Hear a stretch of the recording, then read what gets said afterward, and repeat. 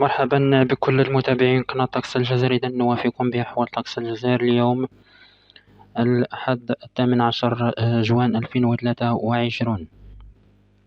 إذا حيث نتوقع أجواء مغشاة كليا على كل المناطق الشمالية.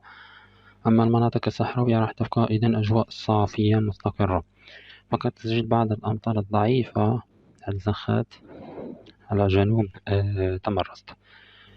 درجات الحرارة دائما ستعرف ارتفاع جد كبير هذه المرة على كل المناطق الشمالية، قد تتراوح